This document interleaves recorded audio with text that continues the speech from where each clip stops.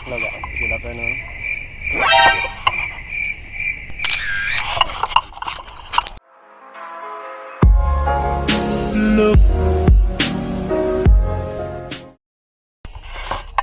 Hello guys, good afternoon.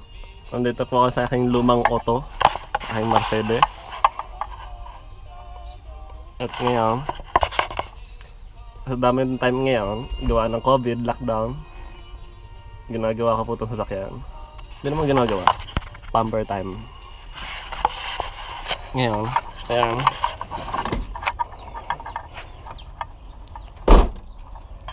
Ayan, baklas lahat ng orang harap. Hindi naman tulad ng bagong sasakyan, hindi na kailangan kalasin. Ito, lumang auto na to eh. Marami ng imperfections. Pero lumang auto, nakakarating kahit saan. Yun. Depende sa maintenance niya kung nakakarating talaga kahit saan. Kaya minsan,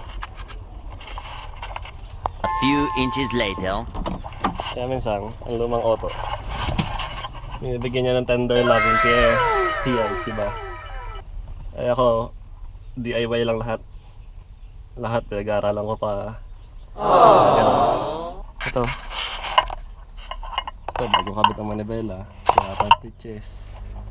Lumang auto nga kasi. Marami naman imperfection dito sa sasakyan. Dito pa yung lumang manibela, oh. Lockdown kasi. Okay guys, yun lang po. Stay tuned.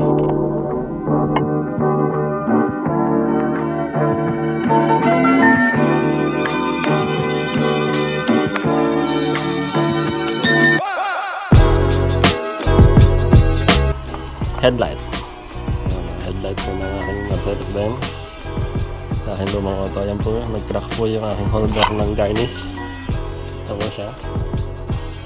Ngayon, ikipag sa atin to para maganda ang hawak nito.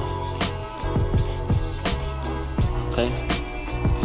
Gamit ang epoxy. Epoxy po natin.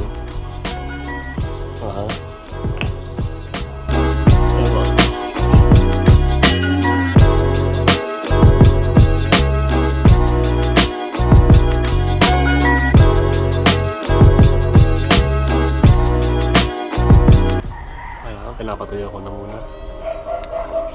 Patuyo ko muna siya. Kung ilang tuyo yan, maulitin ko pa, hindi pa tapos yan. Talagang mahirap na lalo ng epoxy. Kaya tinipan ko siya para hindi gumalaw. Ayan, napusa ko.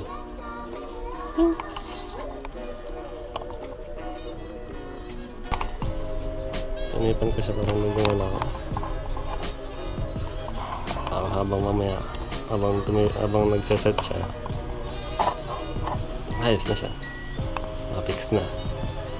Alright, ito, in-epoxy ko din.